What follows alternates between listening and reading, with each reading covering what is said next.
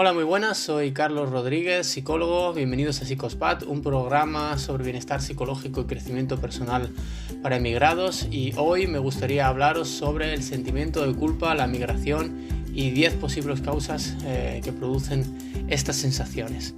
Vamos a ello.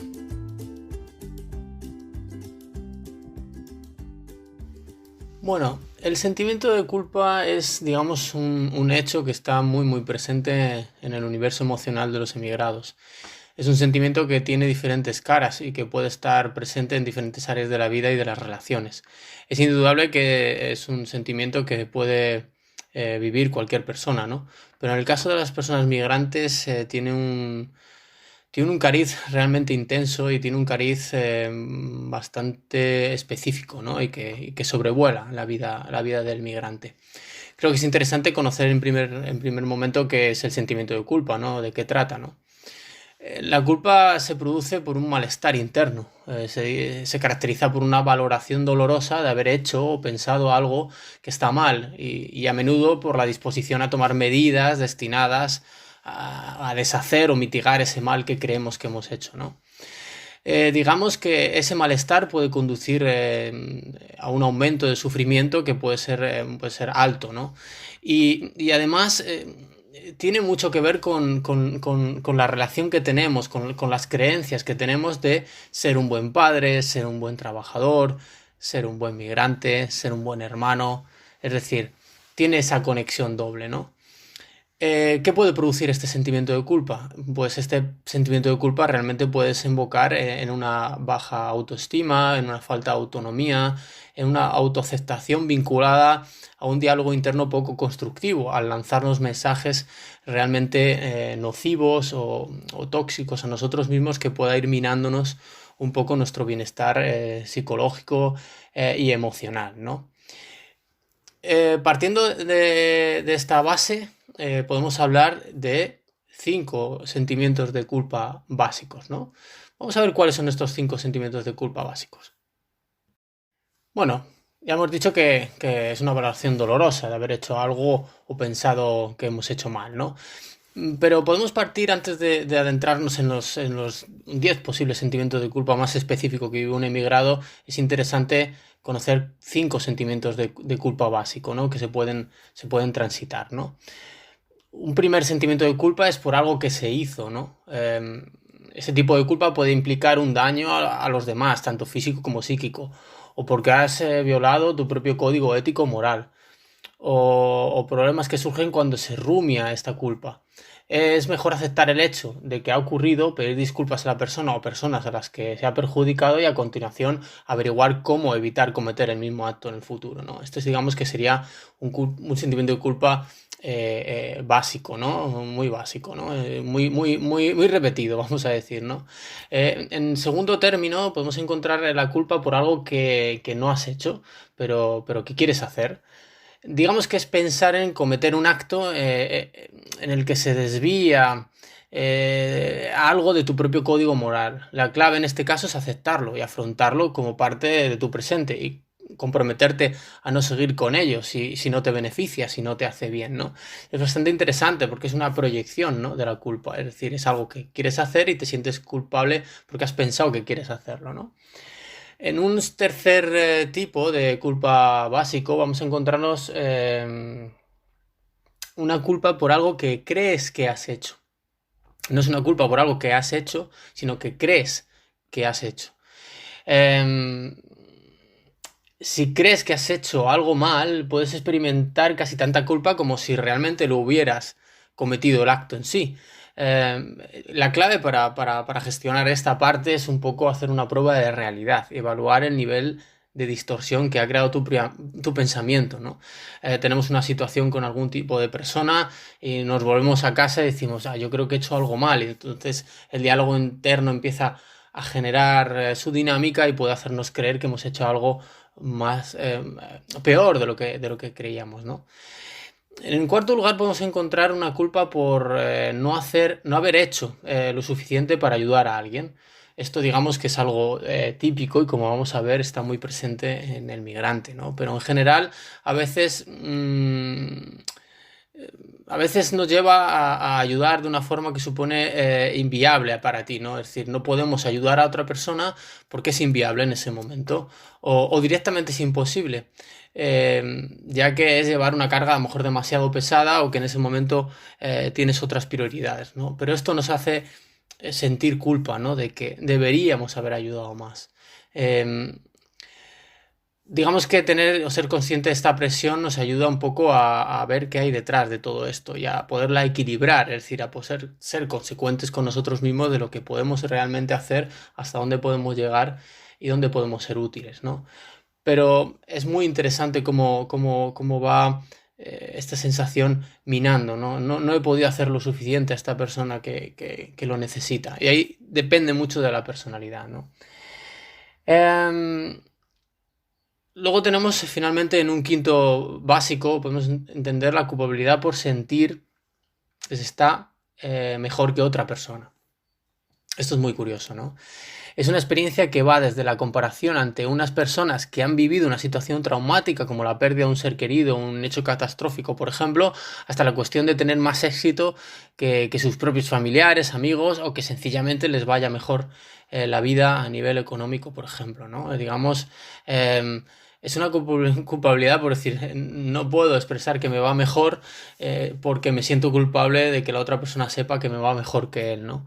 Es un vínculo realmente bastante interesante. O por ejemplo, en muchas conversaciones, ¿cómo me voy a quejar yo de esto a ti que te ha pasado esto, que valoro que ha sido mucho más traumático, mucho más doloroso, cuando en realidad cada uno pues tiene su espacio, ¿no? Su espacio para el dolor y su espacio para el sufrimiento, ¿no? Y su espacio para el éxito también, ¿no? De alguna manera. Esos cinco básicos son muy interesantes porque nos hacen percibir, digamos, de alguna manera, un universo de culpa, ¿no? Es decir, varias probabilidades donde se puede sentir esa culpa y cómo gestionarla. Digamos que a modo de resumen sería la culpa por algo que se hizo, sería uno. Otro sería la culpa por algo que no se ha hecho pero que se quiere hacer. La culpa por algo que crees que has hecho. La culpa por no haber hecho lo suficiente para ayudar a alguien o la culpabilidad por sentir que se está mejor que otra persona, ¿no? Digamos que estos son los baremos que manejan estos básicos. Vamos a avanzar un poquito más.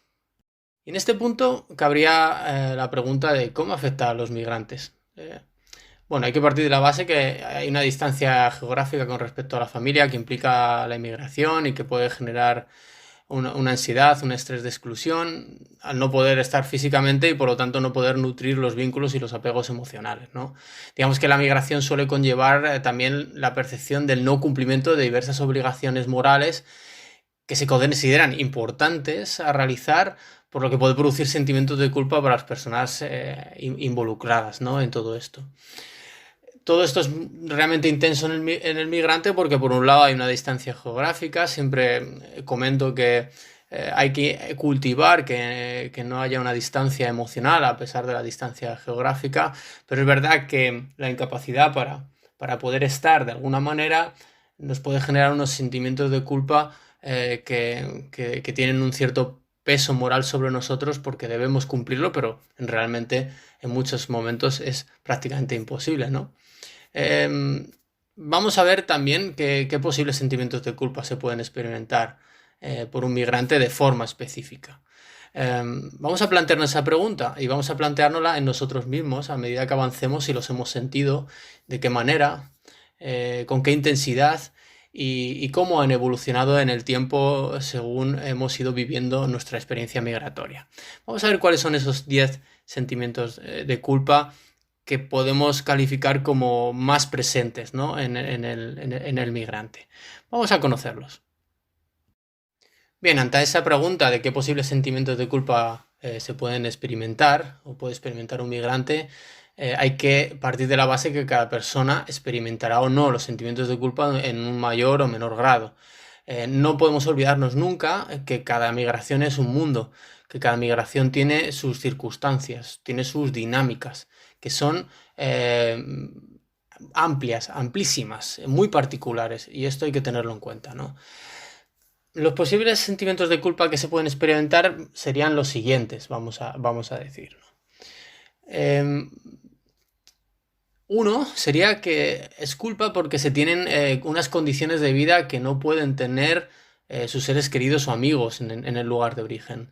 Esto es algo como muy, muy, muy tremendo, ¿no? Porque cuando vives una experiencia migratoria pasas por procesos duros, difíciles, y parece que no podemos expresar esa dureza porque las personas que se quedan están en circunstancias más desfavorecidas, ¿no? Podemos decir que a nivel económico, a nivel social, a nivel particular. Pero en realidad eso choca con una sensación o un proceso que estamos viviendo que necesitamos expresar y que el apoyo social de los familiares es tremendamente importante, pero no llegamos a expresar porque tenemos un sentimiento de culpa ya que consideramos que cómo me voy a quejar si yo en el país de acogida donde estoy en realidad tengo una mejor situación aunque esté pasando un periodo crudo o difícil, ¿no? En segundo lugar, podemos encontrar y que se encuentra una culpa por no contribuir al desarrollo del país de origen. Esto, ya digo, en mayor o menor grado, pero he visto situaciones en las que pasado un tiempo se oye la frase, dependiendo un poco de la persona, ¿no? De yo quiero aportar a mi país, ¿no? Yo te quiero contribuir, ¿no? Es como una sensación de, entre comillas, abandonar el barco, ¿no? No en todas las personas influye de la misma manera, pero hay personas que tienen un cierto peso, ¿no? Y esto es algo que hay que gestionar, porque de alguna manera esa aportación, ese abandonar el barco, realmente en ocasiones es más productivo que el quedarse, ¿no? De alguna manera, porque al final todo el fin de migración es mejorar la situación que podamos tener, ¿no? Un tercer sentimiento de culpa es relacionado por la obligación moral del cuidado de los seres queridos, que se han quedado en el lugar de origen, obviamente. También está asociado en el caso de pérdida por fallecimiento, en un proceso de culpa al no poder asistir al funeral o no participar del ritual de despedida junto a los otros familiares, ¿no? Este tercer sentimiento de culpa en los migrantes es el más presente. Los padres, los seres queridos se van haciendo mayores y van teniendo dificultades para un poco gestionar su vida, su día a día, pueden aparecer enfermedades y según qué circunstancias o no podemos estar más presentes o no podemos estar presentes en ese cuidado. Eso realmente genera en muchos migrantes una especie de tortura, de sufrimiento mental al no poder estar y no poder cuidarlos porque moralmente debería estar allí, debería cuidarlos, ¿no? Realmente es una situación compleja, una situación psicológica con cierta complejidad en el aspecto de que puede irse más allá y generar ya no un malestar, ya es un sufrimiento severo. Aquí depende mucho de las condiciones de los migrantes. Te encuentras personas que están más tranquilas en este hecho porque hay familiares de confianza, hermanos o otro tipo de familiares que pueden hacerse cargo en un momento dado de echar una mano. También te puedes encontrar personas que no tienen esos familiares que puedan echarle una mano, por lo tanto la cosa es más complicada. Y bueno, en particular el hecho de no asistir a un funeral puede suceder pues por situaciones concretas que todo ha ido muy rápido, que vives muy lejos de tu lugar de origen, que es complicado llegar a tiempo y ese duelo que se vive, ese duelo por la pérdida, es un duelo que hay que vivir fuera si no es posible ir y que, bueno, de alguna manera hay que gestionar buscando una emulación, una simulación lo más óptimo posible para generar esos ritos, ¿no? En cuarto lugar nos encontramos la culpa por no hacer el suficientemente esfuerzo por adaptarse o el suficientemente esfuerzo por aprender el idioma del lugar de acogida. Esto también depende mucho porque no es lo mismo una persona que viva en un país de habla hispana y se traslade a otro también de habla hispana. Obviamente este intento de culpa no va a estar tan presente en relación al idioma, pero sí que es verdad que el hecho de no hacer lo suficientemente esfuerzo por adaptarse, aunque realmente si hacemos un ejercicio de realidad lo estamos haciendo, puede generar un sentimiento de culpa profundo. Esto tiene mucho que ver con las expectativas, es decir, generamos unas expectativas de que en tanto tiempo seguro que me he adaptado, seguro que hablo el idioma y a lo mejor no se cumplen, ¿no? Hay que mantenerlo en su justa medida, analizar muy profundamente, internamente, con un autodiálogo lo más sano posible, darnos buenos mensajes que realmente estamos haciendo todo lo posible, qué podemos hacer más, buscar soluciones y saber que adaptarse inicialmente, que es algo casi muy intuitivo y muy evolutivo, integrarse, que es otro paso, es una condición difícil y que depende mucho de las circunstancias.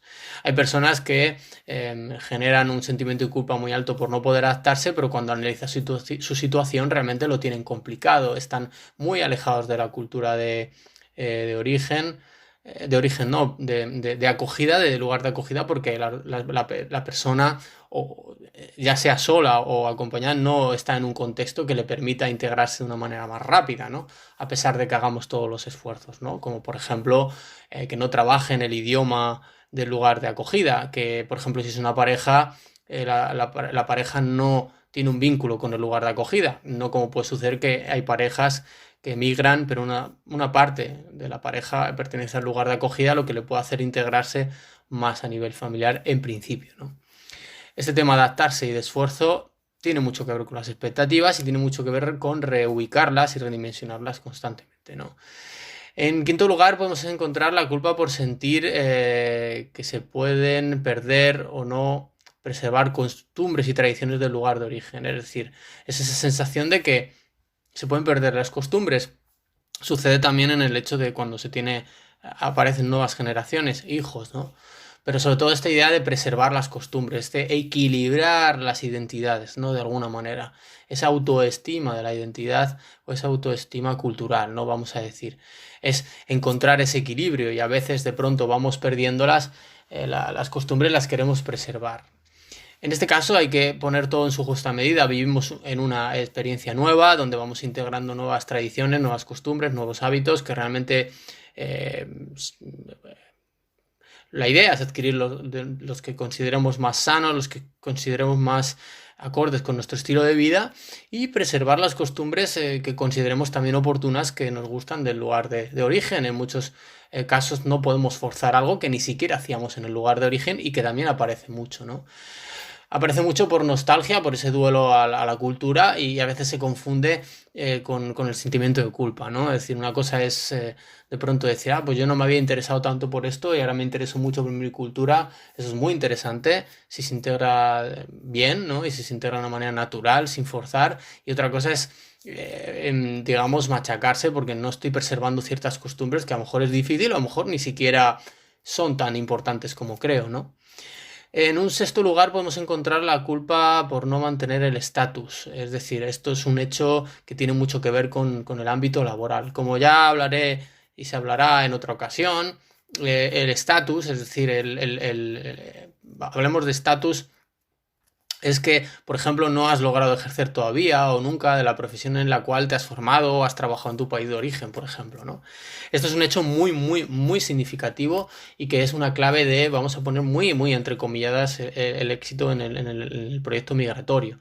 ¿Por qué? Porque si nosotros tenemos una expectativa de que vamos a trabajar en un área en la que veníamos trabajando, en un área en la que hemos estudiado, pero llegamos al lugar de acogida y se hace complicado, a lo mejor en ese momento tenemos que asumir y gestionar internamente el estatus, ¿no? ¿Qué es el estatus también? ¿Qué es donde estoy mejor o no tan bien? Y a lo mejor tenemos que desempeñar unas labores que creíamos que no pertenecen a nuestro estatus, ¿no? Y tenemos como culpa de no haberlo mantenido. No he podido mantenerlo porque no me he esforzado, no he podido mantenerlo porque no he hecho esto. O cosas más tóxicas, no lo he podido mantener porque la culpa la tiene y de pronto proyectamos esa culpa en otro, porque la tiene este país, la tiene esta gente, o sea, ya hay cosas que pueden de pronto emponzoñar, digamos, la situación. El estatus, que también forma parte mucho del duelo, es algo que hay que trabajar con tiempo y que tiene mucho que ver también con la motivación del logro, es decir, a veces hay que... desgraciadamente tenemos que esperar, ser pacientes o redimensionar nuestro estatus y abrir un poco la posibilidad que encontramos un área o una subárea que realmente nos enriquece también y la que estamos a gustos, ¿no? En séptimo lugar podemos encontrar la culpa porque no se están cumpliendo las expectativas de lo que ya he hablado antes, que realmente se depositaron en el proyecto migratorio, ¿no? Esas expectativas pueden estar vinculadas a diferentes niveles, laborales, formativas, familiares, de integración, vínculos sociales. Está muy vinculada a la realización personal, que obviamente es un hecho muy importante en cualquier persona y en cualquier situación. Y en la migración más, porque estamos en una situación de cierta soledad, vamos a decir, en parte, y la realización personal nos da empuje, no sé, nos hace sentir bien, nos hace sentir útiles y por tanto nos facilita un poco la integración y el bienestar en el país de acogida. También existe la culpa dentro de esta por no cumplir con las expectativas de regreso, es decir, nos hemos ido y teníamos una expectativa de regresar, pero no ha sido posible por las circunstancias que sean, ¿no? Y también porque a veces se sufren presiones, ¿no? De que cuándo vas a volver, de que hay que volver, y hay un juego emocional con las personas del lugar de origen, ¿no? Esta expectativa de regreso hay que mantenerla muy controlada porque puede paralizar el proyecto migratorio, ¿no? Se lleve a cabo o no se lleve a cabo, sin olvidar que un regreso vuelve a ser una emigración de nuevo, ¿no? Luego tenemos también en un octavo lugar la culpa por quejarse de vivencias en el país de acogida, ya que se atribuye moralmente, tiene una posición mejor en relación al país de origen y se espera que no se haga, ¿no? Es decir, es como una queja de decir, ¿cómo no me puedo quejar? Si estoy bien, si tengo... Esto se repite muy constantemente.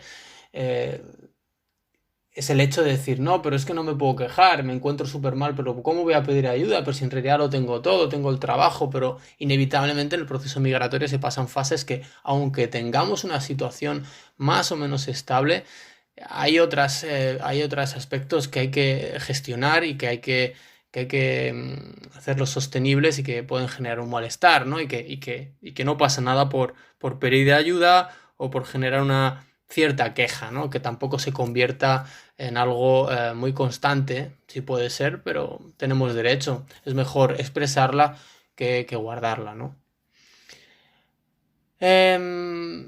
Luego también existe una que es la culpa al no cumplir con las exigencias impuestas o autoimpuestas de dedicación de tiempo a familiares y amigos cuando se regresa de visita, ¿no?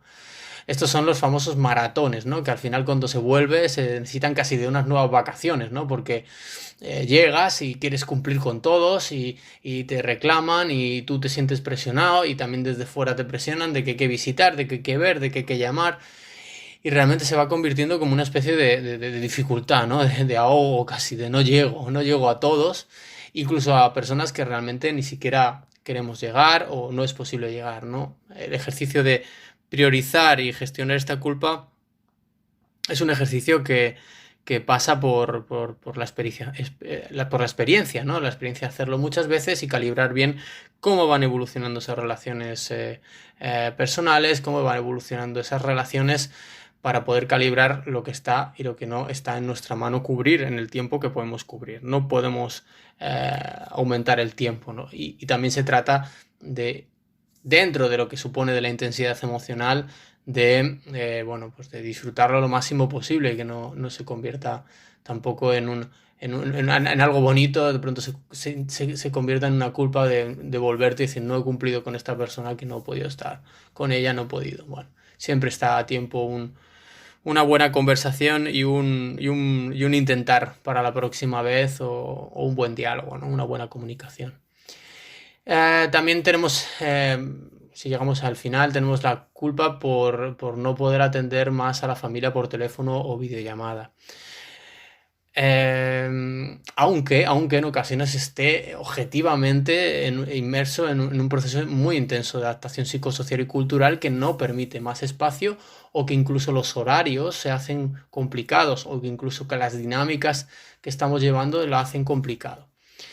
Esto es algo que parece muy liviano, pero realmente sucede. Y sucede porque realmente hay un proceso de llamadas, de videollamadas, cuando se tienen hijos más, y resulta que al final no se puede. Hay hechos muy particulares que se repiten, que es que hay horarios en los que maneja a lo mejor una cultura y la otra no, en la que nosotros ya vamos directos a cama, por ejemplo, que coincidan más o menos los horarios y no queremos en ese momento ya, de hecho es bueno, no podemos, no queremos mantener contacto porque queremos irnos a acostar y al final se convierte en una llamada, al final eh, no sé, alteramos un poco la higiene del sueño y hay que buscar, para no tener ese sentimiento de culpa, en una comunicación muy sincera y muy directa, sincera y consensuada, hacer entender a la propia familia de que intentar buscar unos espacios sostenibles para ambas partes, para hacer estas llamadas y que puedan ser provechosas y puedan ser de calidad, que es lo más importante, ¿no? Esto, como he dicho, se agrava cuando hay descendencia, cuando hay hijos y hay una obligación moral más que los familiares cercanos vean todo lo continuamente posible para no perderse el crecimiento bueno, de sus nietos, de sus sobrinos, depende del vínculo, ¿no? Digamos que dentro de todos estos posibles procesos de culpa, el vinculado a la familia suele ser el que más presencia tiene, el que más peso tiene, el que más uno se encuentra, ¿no? Es decir, tanto el vinculado a no poder estar allí cuando se nos necesita, por ejemplo, como al de me estoy perdiendo muchas celebraciones y encuentros con los seres queridos, que son dos frases afirmativas que nos encontramos muy, muy a menudo. Estos son 10, puede haber muchos más y puede haber muchos en particular que seguramente alguno de las personas que estáis escuchando este podcast pues podéis llevaros a la mente, ¿no? Pero bueno, vamos a hacer un poquito de conclusión, ¿no? Y vamos a ver qué podemos encontrarnos de todo esto.